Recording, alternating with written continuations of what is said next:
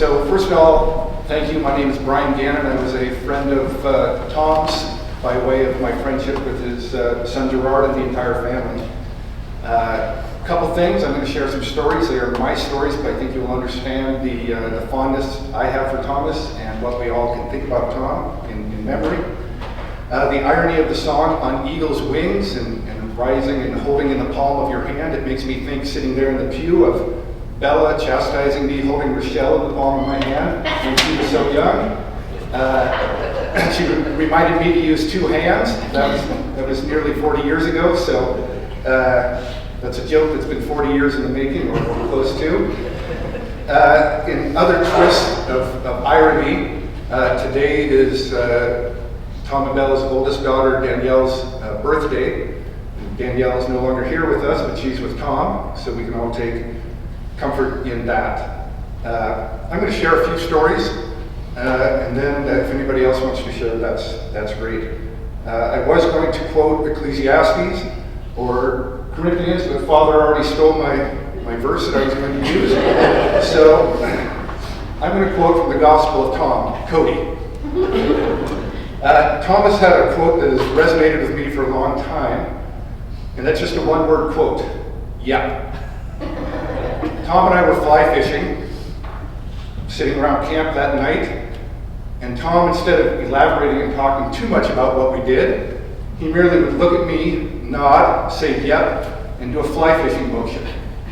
And about 10 minutes later, Tom would do the same thing, and just nod and say yep. And that's the type of guy Tom was. He didn't need to say everything, a simple word like yep, and that was good. And it wasn't just that night, it was for the next 5 or 6 years that I would find myself at the Cote house. Tom would have a beer or two in him and would look at me and go, yep, and do the fly fishing thing. I love that. It's my favorite Tom quote, though there are many. Tom was a loving husband, a great, proud dad, a grandfather, a friend. Tom was humble, Tom was nice. That might be the best thing. Tom was always nice. I appreciated that. Tom was part MacGyver, part Sanford and Son. He was many things. Tom was creative. Like, who can't forget the beer keg he made out of a fire extinguisher? He would pour you a beer with his hand out like this. It was really, that was Tom. That was creative. He was a builder. He could make coffee tables, picture frames, you name it. I think Gerard has a coffee table that you could park a truck on top of. Tom would always over-engineer things that he built. Tom was a cook. He would make elk jerky up in the skylights of the garage. I didn't think it was that great. I ate a bunch of it, but he made a lot of it. Tom was a problem solver. I was in Carleton College with Tom and the family, and we were at a party on campus, and Tom came to me in the middle of the party and he said, "Brian, we have a problem." And I said, "Oh gosh, Tom, what's up?" And he goes, "Yeah, the guys can't figure out the keg." So he said, "Come on, let's go fix it." I don't know how to fix a keg, but Tom and I went to the bathroom where the keg was, and Tom took control and he said, "I need everybody to leave, please." He moved people out, and Tom fixed the keg and was the hero of the party. So much that they picked him up and made him crowd surf, and they were carrying Tom over everybody's arms across the party. It was great until they ran out of people and Tom fell. I picked Tom up and dusted him off, and he said, "Gannon, don't let me ever do that again." But it was because he was a problem solver. He was a fixer. We had gone camping one time on the east side of the Bob Marshall Wilderness, and we were in the old Cote blue and white van. The van didn't work. We were trying to come home, the van didn't work, so Gerard had to hitch a ride down to the nearest telephone, which was about 5 miles away, and he called his dad in Great Falls, and this was probably 1988 or so, and Gerard described the problem in one phone call, and Tom knew exactly how to fix it. Tom was that guy. He could fix your problems. So Tom and Bella drove out to us, an hour and a half away, and Tom put a gas can inside the console of the van. and he had tubing, like surgical tubing, going into the carburetor. And so Gerard and I drove home, adjusting the speed, on the highway using a spigot, having just a little more gas, and we'd go faster. And Tom and Bella were driving in front of us, and Gerard and I were marveling the whole time how Tom completely circumvented a fuel pump just by way of surgical tubing and a 5-gallon can of gas. It was a bit crazy, but that's the type of thing that Tom would do. Tom could help you with your problems, in that type of way, but in lots of ways.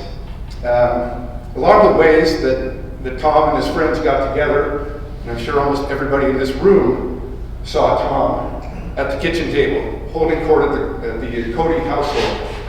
It would be Mr. Remus, Mr. Green, Mr. Diggy, Mr. whoever. It was always a different person, but always Tom's friends. When you were in the kitchen, at the table, you were Tom's friend. That was great. My wife first met Tom and the family that way. It's loud and it's crazy. If you're not a Cote, it's a little bit awkward, but it's been great. I've been doing it for 30 or 40 years. I felt it last night. It was great, a little bit awkward, but it was awesome. And I still appreciate it now.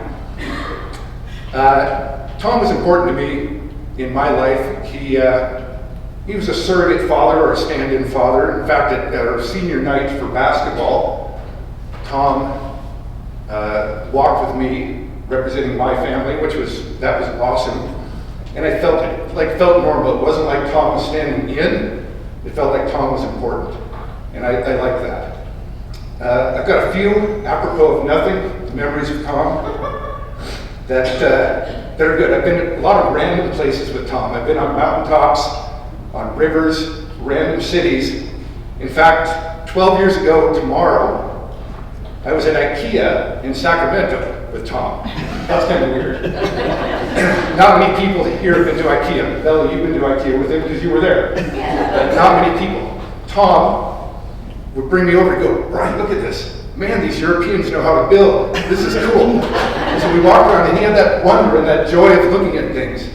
He and I were at the Denver Museum of Natural History.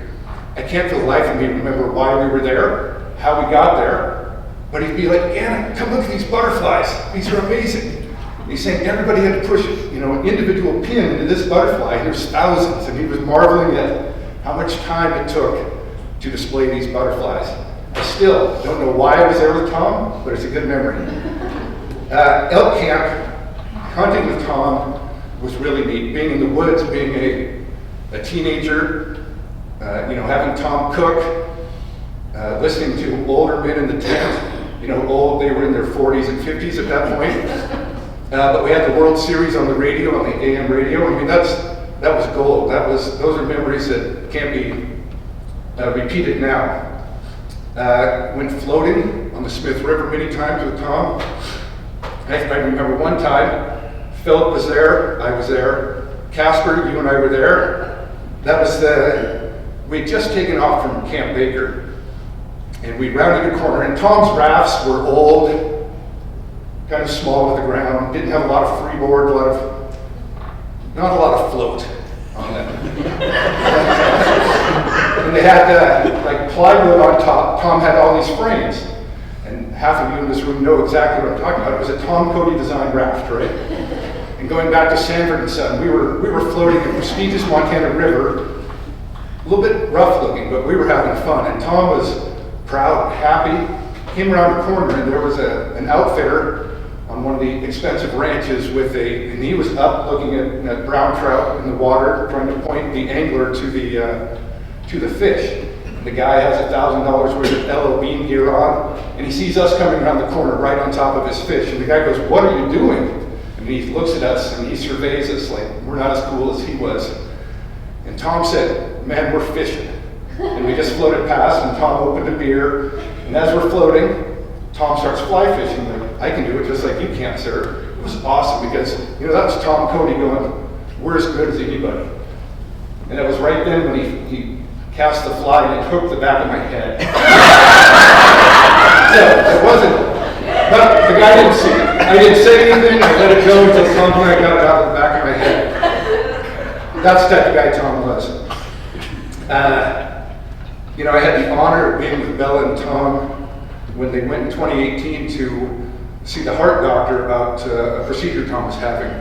And the other kids were unavailable and had work and whatnot. I happened to be near Missoula, so I spent 2 days with Tom and Bella in the hospital, and that was enjoyable to just rekindle that relationship with Tom. Not rekindle, just continue. I got to visit with Tom and Bella in September this year for about an hour and a half, and that was great. And that was the last time I saw Tom, but it was such a good day. It really was. You know, the world needs more people like Tom. Tom was nice, kind, everything I've said. And I've got one last story that kind of sums up the type of guy Tom was to all of us, I think. I'd been hunting with him, and I was talking to Phil about it yesterday. I don't know why, but it was just Tom and I in the Beartooth game range. Is that right, Gerard? In the Beartooth. And Tom liked to get up early, and he wanted to be where we needed to be before the sun rose. So he got up at like 4:30. He got the fire going inside the tent. He made us breakfast. It was great. Tom would make coffee, bacon and eggs at like 4:30 in the tent. Like, that's a dad, that's a father, that's a friend. We took off hiking. We hiked for an hour on the road in the dark and the cold. It was probably 10 below. The wind was howling. And that was still on the road. Then we climbed up the mountain for an hour in the dark. I couldn't keep up with Tom. You know, I was maybe 19, 18, couldn't keep up with Tom. He was a machine. He was a mountain goat going up. We get to where we're going, and we're sitting on a mountaintop. He goes, Gannon, this is going to be perfect. He goes, we're going to see the elk, and even if we don't see the elk, we're going to see the sunrise. I'm like, okay. But I'm going, man, I am cold. This is not that fun, Tom. But Tom had, Gannon, this is going to be cool. Just like the butterflies in Denver, you know, this is awesome. But I'm sitting there freezing. And he goes, come on, let's sit back to back. We can warm each other up. So Tom and I are sitting back to back on this mountain ridge. It's still cold, but I'm not going to say anything. Like, Tom, this is awesome. And I said, Tom, what time is it? And he goes, we got 15 minutes for sunrise, Gannon. Okay. So I'm freezing. The sun starts to come up. He goes, Gannon, look. He goes, I think I can see an elk. I go, where? And he goes, well, it's like 5 miles from here. So we're looking, and I'm still freezing. And I can feel his back move, and I hear, and what is that? The whole thing is, Gannon, let's not make any noise. We don't want to scare the elk. I'm freezing. We've been hiking for 2 hours. My energy's gone. And I feel Tom's back moving, and he's eating an apple. I didn't see anything. He didn't have a fanny pack. He didn't have a backpack. I go, what are you doing? And he goes, oh, I'm eating an apple. Do you want one? Yeah, yes I do, Tom. So from what pocket he pulled it out, I'm not sure, but he handed me an apple over. So now Tom and I are both eating apples, and it's awesome. Finish my apple, and I put the core down, try not to make any noise. And then I hear, Tom, what is that? He goes, it's a beer, Gannon. Do you want one? Where are you pulling these out, Tom? So he hands me the beer, and now the sun is really coming up through the mountains, and Tom and I are drinking a beer. I mean, it's 15 below, the wind is howling, but I got my man Tom at my back. We're drinking a beer that had to be right at like 33 degrees. But it was great. I sucked down that beer, drank that beer, put the can next to the apple core thinking, I gotta carry this home. And then I hear Tom go, Gannon, we want a breath mint. And he hands me a red and white, Pizza Hut type breath mint, and he hands it to me. I think this guy thought of everything. He had my back. We're on a mountaintop, and Tom took care of me. We didn't see any more elk that day. We did kill an elk the next day. I say we. Tom killed the elk the next day, but I helped him carry it out, so I get to be part of that. But I guess at the end, I'd like to say that I hope that right now, at sunset, or sunrise, Tom is sitting there on his mountaintop, watching the sun and having a beer. So, thank you.